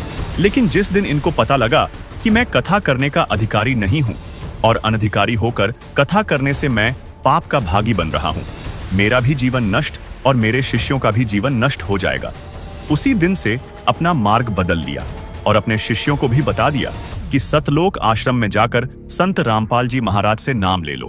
वे तत्वदर्शी संत हैं जो गीता, वेद, पुराणों से प्रमाणित शास्त्र अनुकूल ज्ञान बता रहे हैं। ये होते हैं परमात्मा से डरने वाले संत, साधु। तो दर्शकों, हमारा उद्देश्य किसी की मानहानि करना नहीं है, किसी की भावनाओं को ठेस पहुंचाना नहीं है, किसी की प्रतिष्ठा को हानि करना नहीं है, पर सच्चाई बताना है और मनुष्य जीवन की रक्षा करना, सतमार्ग देना है, जो संत रामपाल जी महाराज ने शास्त्र अनुकूल साधना बताई है। अब सुनिए पूर्व कथावाचक रमाकांत मिश्रा उर्फ गुरु बाबा जी का अनुभव। नमस्कार जी। नमस्कार जी। सर क्या नाम है आपका? मेरा नाम रमाकांत मिश्रा, गुरु बाबा नाम है मेरा। लोग मुझे मेरे नाम से तो नहीं जानते हैं, गुरु बाबा के ही से नाम से जानते हैं, इसलिए कि मैं उस क्षेत्र का ही गुरु बाबा हूँ। और साथ में हम लोग पुश्तैनी गुरु बाबा हैं। हम लोग कथावाचक भर नहीं हैं, गुरु बाबा भी हैं जो लोगों को नाम दीक्षा देते हैं। और हमारे पुश्तैनी पता नहीं कितने पुश्तों से जो है तो ये गुरु का काम चल रहा है और लोग गुरु बन करके लोगों को नाम उपदेश कर रहे हैं। और हमारे पूर्वज बाबा लोग भी करते आए हैं और हम लोगों की पीढ़ी भी यही काम कर रही है। और हम लोग जो है तो चूँकि गुरु दीक्षा देते हैं इसलिए हम लोगों का नाम गुरु बाबा भी है। और रमाकांत मिश्रा के साथ में जब आप गुरु बाबा लगाएंगे तभी लोग हमारे बारे में जानेंगे कि गुरु बाबा बोल रहे हैं, इसलिए कि नाम लोग कम जानते हैं, गुरु बाबा के नाम से पूरा संभाग जानता है। तो सर आपने जैसा संभाग का जिक्र किया तो आप किस संभाग से हैं और कहाँ से, आपका निवास कहाँ से है सर? मेरा मूल निवास तो मैं उत्तर प्रदेश का प्रतापगढ़ का रहने वाला हूँ, पर सन 1980 में हम लोग रीवा जिले में आ गए थे और रीवा संभाग में ही जो है तो रीवा शहर के पास में ही एक यूनिवर्सिटी रोड में जो है तो ग्राम सगरा है, उस सगरा में जो है तो मेरा निवास है। सन 80 से मैं वहीं पर रह गया और वहीं पर रह करके गुरुआना का काम करता था। हमारे चेला लोग जो है पूरे संभाग में हैं, रीवा में है, सीधी में है, सतना में है, शहडोल में है, आपके पन्ना, छतरपुर, देवेंद्र नगर, इधर नागौद इत्यादि जगहों में जो है तो हमारे शिष्य हैं, और उन शिष्यों को हम लोग जो है पुश्तैनी कथा सुनाते हैं, और श्रीमद् भागवत महापुराण, उसके साथ में वाल्मीकि रामायण और शिव पुराण, श्रीमद् देवी भागवत महापुराण, जो भी कथा 18 पुराणों में वो सुनना चाहते हैं उनको वो कथा हम लोग सुनाया करते हैं। जी, तो जैसा कि आपने कथावाचक का जिक्र किया, तो आप कितनी पीढ़ी से आपकी ये कथावाचक थी आपकी? हम लोगों को याद नहीं है कितनी पीढ़ी से है, लेकिन लगभग कम से कम 100-200 पीढ़ी से हम लोग गुरु बाबा हैं। और 100-200 पीढ़ी से जो है तो जहाँ तक हमको याद है, जैसे कि लोग हमारे बताते हैं, हम लोगों की अनेकों पुस्तों से, पता नहीं कितनी पुस्तों से ये गुरु बाबा का जो है तो कार्य कर रहे हैं लोग, और उत्तर प्रदेश से आकर के जो है तो यहाँ पर गुरु बाबा का काम करते थे और कथा बाँचते थे, सुनाते थे। जी, तो सर जो आप कथा का जिक्र किए, तो आप कथा जो करते थे तो आप इष्ट रूप में किसे मानते थे सर? देखिए, प्रथम दृष्टया मैं आपको एक बात बता दूं कि मैं 12 वर्ष की उम्र से कथा श्रीमद् भागवत महापुराण की कहना शुरू किया, और प्रथम श्रीमद् भागवत की कथा मैंने राम जानकी मंदिर में राम जानकी जी को सुनाया। इसके बाद फिर मैं इंसानों को कथा सुनाना शुरू किया। 12 वर्ष की उम्र में कथा सुनाने के बाद इसके बाद जो है तो 14 वर्ष की उम्र में मैं फिर शिष्यों को कथा कहना शुरू किया। 14 वर्ष की उम्र में जब मैं कथा कहना शुरू किया तो चूँकि मैं गुरु बाबा था, चूँकि पुश्तैनी वो स्पिरिचुअल वाइब्रेशन था, पुश्तैनी जो है तो आध्यात्मिक एक हृदय में जीवन पैदा हुआ था। उस समय में हमारे मन में ये आया कि साधना भी करें, तो उस समय में तंत्र साधना का बहुत ज़्यादा प्रयोग होता था। तो मैं आसाम में गुवाहाटी ज़िले में कामाख्या मंदिर है, वहाँ कामाख्या मंदिर में 14 वर्ष की उम्र में गया, और कामाख्या मंदिर में जा कर के वहाँ कामाख्या के जो सबसे बड़े गुरु हैं तारादत्त भट्टाचार्य जी, मैं उनका जो है सबसे छोटा शिष्य बना, और 3.5 साल वहाँ जो है मैंने गुफा में रह करके तंत्र साधना किया, और शाक्त उपदेश लेकर के जब तंत्र साधना मेरी पूरी हुई, इसके बाद मैं जो है तो श्मशान साधना में प्रवेश किया। और जब अघोर साधना में मैं प्रवेश किया तो श्मशान साधना के हमारे जो गुरु थे, अघोर साधना के गुरु थे लक्कड़ बाबा दशनामी अघोरी, उन्होंने कामाख्या में ही मुझे जो है शाक्त के बाद, तंत्र दीक्षा के बाद अघोर साधना उन्होंने मुझे दिया, और मैं वहाँ पर जो है तो अघोर साधना किया तारापीठ में। कामाख्या में जो गुवाहाटी श्मशान है, उस महा श्मशान में, वहाँ पर भी 1.5 साल रह करके मैंने श्मशान साधना किया। इसके बाद वहाँ से मैं जो है तो सीधे कलकत्ता आया। तो कलकत्ता में जो है तो आनंद मार्ग एक संस्था है, शायद आप लोग जानते हो, आनंद मार्ग संस्था जो है इंटरनेशनल ऑर्गेनाइजेशन है। उसमें हमको जो है तो योग तंत्र सीखने का मौका मिला, और हमारे गुरु थे उस समय डॉक्टर आनंद मूर्ति जी, जिनको PR सरकार कहा जाता था, और डॉक्टर आनंद मूर्ति जी स्पिरिचुअल और सोशियो दोनों फिलोसफी के जो है तो लेखक थे। उनसे हमको जो है तो योग तंत्र का ज्ञान हुआ। योग तंत्र के ज्ञान के बाद फिर मुझे धर्म प्रचार का जो है तो कार्य सौंपा गया, जिसमें धर्म प्रचार करने के लिए मुझे तमिलनाडु मद्रास भेजा गया।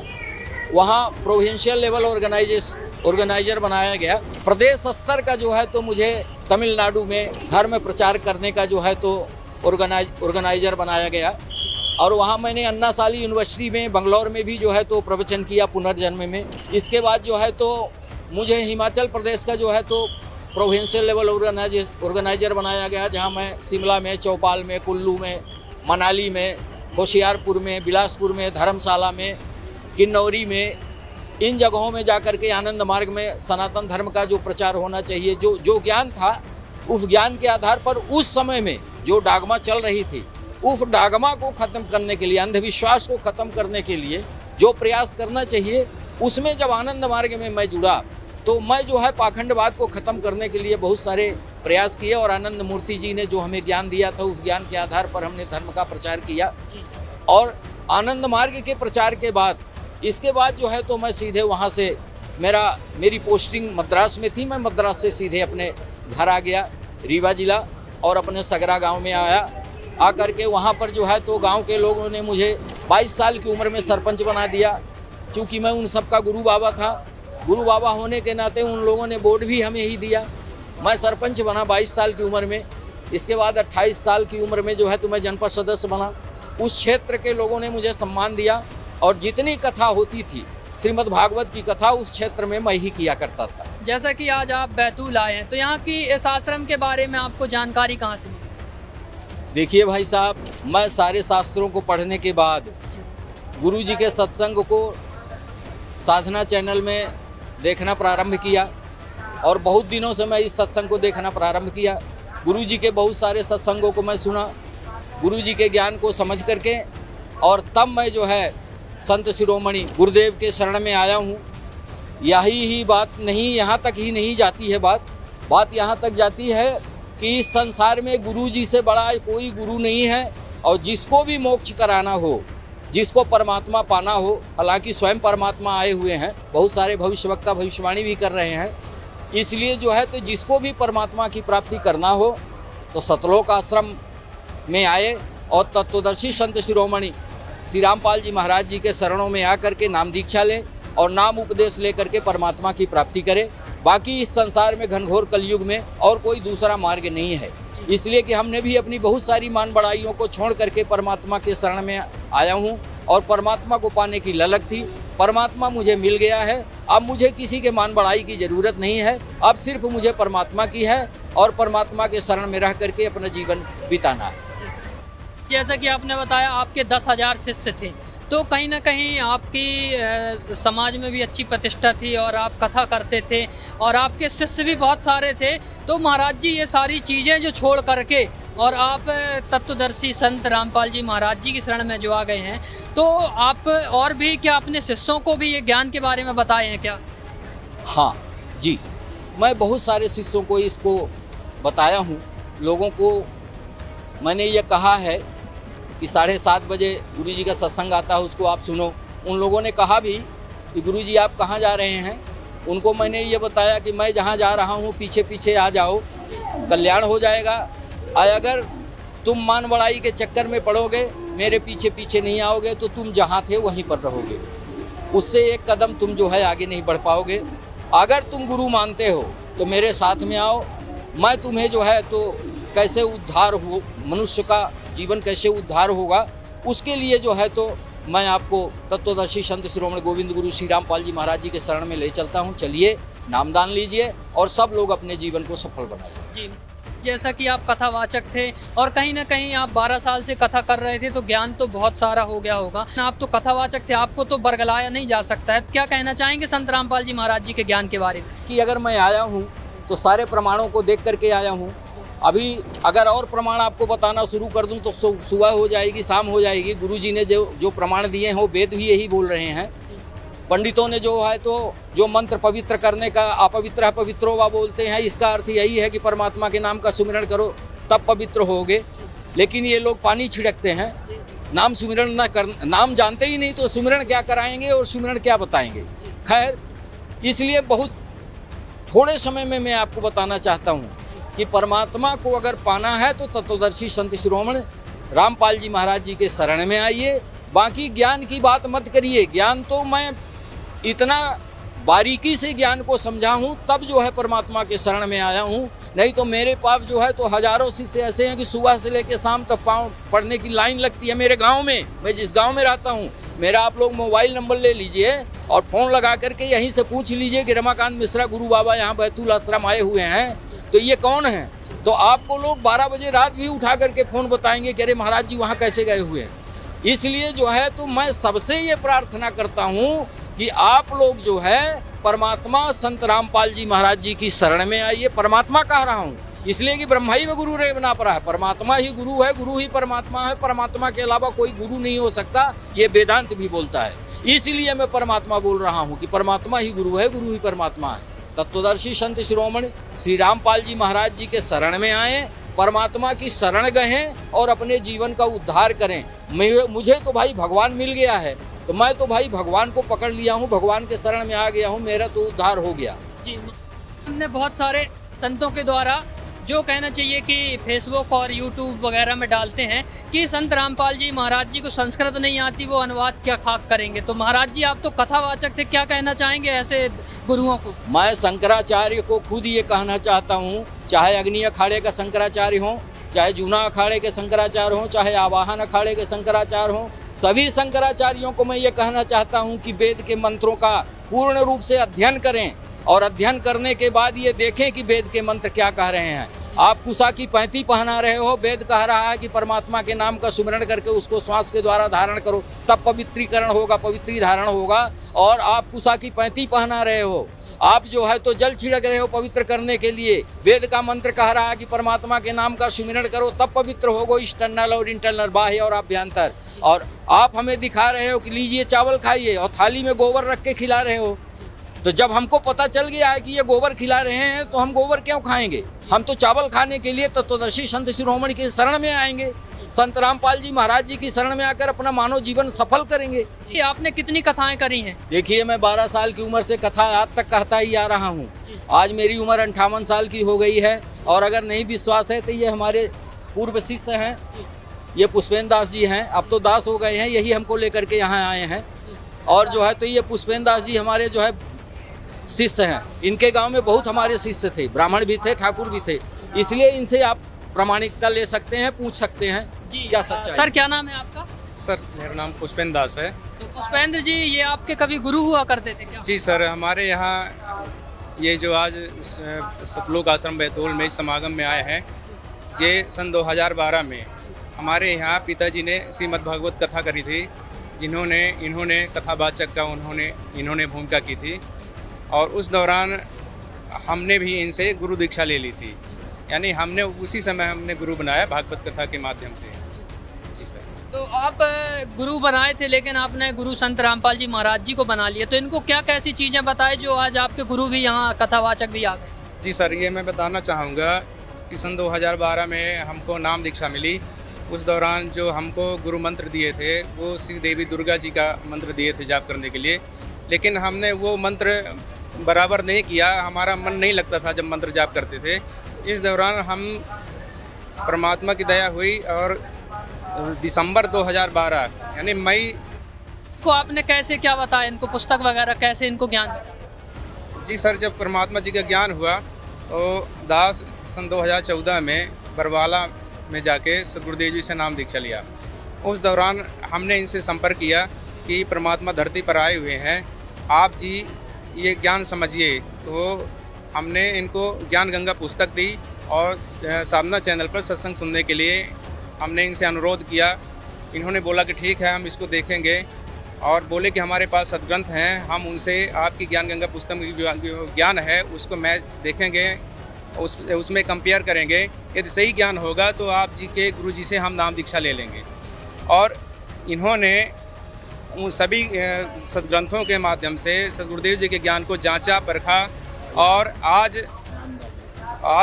जो मतलब परम संत गरीबदास जी महाराज के बोध दिवस के उपलक्ष्य में हमने इनसे प्रार्थना की कि आप चलिए भंडारे में और वहाँ का देखिए। यदि आपको रियल लगेगा कि वाकई वास्तविक जो ज्ञान है, जो भक्ति है यहाँ पर है, तो आप नाम दीक्षा लीजिए। और इन्होंने आज के यहाँ माहौल देखा तो ये आश्चर्यचकित रह गए कि ऐसा भी मतलब कोई स्थान है जहाँ पर कोई मतलब पाखंडवाद नहीं है, कोई नशा नहीं है, किसी प्रकार का राग द्वेष नहीं है। और ये पूरी तरह संतुष्ट होके परम संत सदगुरुदेव संत रामपाल जी महाराज जी से नाम दीक्षा लेके आज अपना आत्म कल्याण का मार्ग चुन लिया।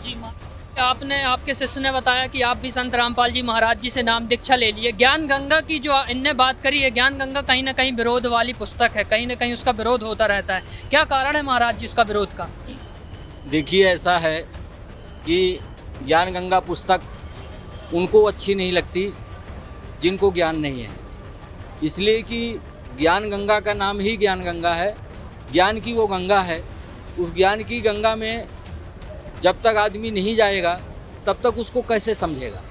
इसलिए ज्ञान गंगा ऐसी पुस्तक है कि पाखंडियों के लिए वो दुश्मन है, उनके पेट में लात मार रही है, इसलिए उनको ज्ञान गंगा समझ में नहीं आ रही है। और जिस दिन उनको समझ में ये आ जाएगी तो सारे लोग परमात्मा की शरण में आ जाएंगे। और जब तक उनको पढ़ना है नहीं, क्योंकि उनको पेट चलाने का मात्र एक ही मार्ग है, इसलिए जो है वो अपने मार्ग को नहीं छोड़ पा रहे हैं, वो पाखंडी लोग हैं। और जिस दिन उनको ज्ञान गंगा समझ में आ जाएगी उस दिन जो है तो वो परमात्मा की शरण में आएंगे। और ज्ञान गंगा का विरोध वही करते हैं जो पाखंडी है। आपसे छोटा सा एक और प्रश्न है, बस आप सभी को कहना चाहिए, आप कथावाचक थे, साधु संत महंत गुरु पीर बाबा जितने भी लोग हैं आज कहना चाहिए धर्म का बेड़ा उठाने की कोशिश कर रहे हैं, लेकिन कहीं ना कहीं बेड़ा गर्क ही कर रहे हैं। क्या कहना चाहेंगे आप उनको, संत रामपाल जी महाराज जी के बारे में? देखिए, जिसको धर्म का ज्ञान ही नहीं है तो वो तो बेड़ा गर्क ही करेगा, पर परमात्मा तत्वदर्शी संत शिरोमणि जो रामपाल जी महाराज जी परमात्मा के रूप में आए हैं, सदगुरु के रूप में आए हुए हैं इस पृथ्वी में, उनके बारे में जितना भी कहा जाए उतना कम है। और उनका विरोध वही करते हैं जो अज्ञानी हैं, जो मूर्ख हैं, जो पाखंडी हैं, जो मानव समाज के विरोधी है, जो मानव के विरोधी है, वही परमात्मा संत रामपाल जी महाराज जी का विरोध करते हैं। बाकी ज्ञानी पुरुष परमात्मा संत रामपाल जी महाराज जी का कोई विरोध नहीं करता। अगर वो ज्ञानी है तो वो विरोध नहीं करेगा, विरोध वही करेगा जिसको ज्ञान नहीं। धन्यवाद महाराज। सत साहिब। दर्शकों, अभी आपने पूर्व कथावाचक रमाकांत मिश्रा उर्फ गुरु बाबा जी को सुना, जिन्होंने संत रामपाल जी महाराज के ज्ञान को परखकर उनसे नाम दीक्षा ले ली और कथा करना छोड़ दिया। उनका साफ कहना है कि यदि किसी को अपने मानव जीवन का कल्याण करवाना है तो तत्वदर्शी संत रामपाल जी महाराज से नाम उपदेश ले, क्योंकि वर्तमान के किसी भी कथावाचक शंकराचार्य को अपने धर्म शास्त्रों का ज्ञान नहीं है। इसलिए अनिरुद्धाचार्य जी से हमारा निवेदन है कि यदि आप वाकई परमात्मा से डरते हो और आप में अब भी जरा सी भी शर्म है तो आपको अपने शिष्यों को अपनी सच्चाई बता देनी चाहिए, क्योंकि अनिरुद्धाचार्य जी आप लाखों करोड़ों लोगों के मनुष्य जीवन का नाश कर रहे हो। नहीं तो अनिरुद्धाचार्य जी, आप भगवान के दरबार में क्या जवाब दोगे? अनिरुद्धाचार्य जी, आपकी महानता इसी में है कि आप स्वयं अपनी सच्चाई बता दो, अन्यथा वह दिन दूर नहीं जब आपकी कथाओं में आपके शिष्य ही आपसे प्रश्न करेंगे जिसका जवाब आपके पास नहीं रहेगा, और उस समय आपको मुंह छिपाने के लिए जगह भी नहीं मिलेगी। अंत में एक सुंदर सा संदेश संत रामपाल जी महाराज का सुनिए। मोती मुक्ता दर्शत नाही, ये जग है सब अंदरे, दिक्कत के तो नैन चश्म, इनके फेरा मोतिया बंदरे। इनका मोतिया बंद हो रहा था। ये महाज्ञानी थे और इनको जनता समझे थी बड़े विद्वान है।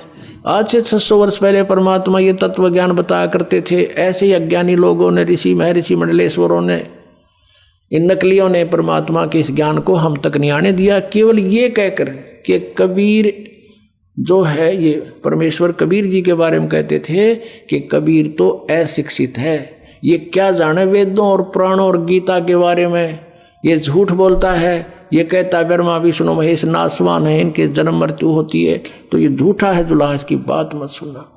और वेदों में परमात्मा बताते थे, कबीर साहब कहते थे, कबीर वेद मेरा भेद है, ये चारों वेद मेरा गुणगान करते हैं। लेकिन उस समय भगवान की वाणी का हमें भरोसा हुआ नहीं, क्योंकि हम उन अज्ञानियों को मैं ऋषि मानने थे। अब इन मैं ऋषियों की जो ना वो नकली, अब इनकी ऊपर का कवर उतार के दिखा दिया, जैसे किसी गधे के ऊपर शेर की खाल डाल रखी थी कुमार ने, और शेर की खाल ऊपर डालकर उसने रात ने छोड़ दिया वो खेतों में, वो आसपास के चनों को, गेहूं को, खेती को खावे, और रखवाले ऑर्डर के भाग जा, शेर आ गया, शेर आ गया। एक कुमार को पता चला इस कहानी का कि इस जंगल में शेर आवे रात ने और फसल खा जाता है। तो उसको कुमार शाना था, उसने सोचा शेर खेती नहीं खाता या कोई और बात पाओगी। तो उसने सोचा कोई कुमार ने गलती गड़बड़ कर रखी है, अपना खोता बढ़िया मजबूत ताकतवर बनाने के लिए खवावा खेती ने। तो उसने गाँव वाले से कहा, तुम डरो ना, आ जाओ मेरे साथ, ले चलते हैं, पहचान तो करा उसकी शेर है के। तो उसने अपने 2-4 गधे ले जाकर उस जंगल के दूसरी साइड छोड़ दिए, और फिर वो शेर आया न, दूर तो दिखा वो शेर, वो आ गया, वो लग गया खेती वो फसल खाने, और रखवाले तो चढ़ गए वृक्षों पर। वो कुमार बोला तुम वृक्षों पर चढ़ जाते हैं, वो सब वृक्षों पर चढ़ गए। थोड़ी देर में वो गधे जो कुमार के थे 5-4, वो लग गया अपनी राग रमण बोलने, हो। उधर से वो शेर भी लग गया, हो उड़े आ गया अंदर। तो जब पता चला, कहते हैं शेर कार गधे का बोली तो मेरा पट्याग्रह ऊपर के कौर तो थोड़ा है। तो ये सरसी थे या अविद्वान थे, इनकी ज्ञान तो पता लगा। अब शेर तो पहले से दाड़ रहा था कबीर परमेश्वर, और ये जिनको हम शेर मान रहे थे, ये तो गधे के ऊपर शेर की खाल डाल रखी थी। परमात्मा कहते हैं खरना हुआ केहरी कब हूं, सिंह की खाल उड़ाए। शेर की खाल उड़ाने तो गधा शेर नहीं बन सकता। एक केवल ऊपर के कौर को बदल लिया, मैं ऋषि बन कर बैठ गए, संत बन गए, मंडलेश्वर तिलक ला लिए, इन तो संत नहीं बनते। संत ज्ञान से बनता है, और वो कबीर परमेश्वर थे, पूर्ण ब्रह्म है, सर्वशक्तिमान, सर्व ब्रह्मांडों के रचनहार। ये वही परमात्मा है। हम सुल्तानी नानक तारे दादू को उपदेश दिया, जात जुलाहा भेद नहीं पाया, वो काशी माए कबीर हुआ, वो धानक रूप रहा करतार। बोलो सतगुरुदेव जय हो। तो दर्शकों, आपने देखा और सुना वो सारे प्रमाण, वो सारे विरोधाभास, वो सारी सच्चाई जो अनिरुद्धाचार्य जैसे कथावाचक छुपाते हैं, लेकिन संत रामपाल जी महाराज ने बेधड़क उजागर किया है। यह लड़ाई किसी पंथ या व्यक्ति की नहीं है, ये युद्ध है सत्य और असत्य के बीच, ज्ञान और अंधविश्वास के बीच, शास्त्र आधारित भक्ति और मनमानी पूजा के बीच। अब निर्णय आपको करना है, क्या आप उन्हीं पाखंडी कथावाचकों के पीछे चलना चाहते हैं जो हर वीडियो में अपने ही वचनों का खंडन करते हैं, या उस तत्वदर्शी संत की शरण में जाना चाहेंगे जो शास्त्रों से प्रमाणित करके परमात्मा का वास्तविक मार्ग बता रहे हैं? क्योंकि याद रखिए, सत्य को स्वीकार करना ही सच्चे साधक की पहचान है।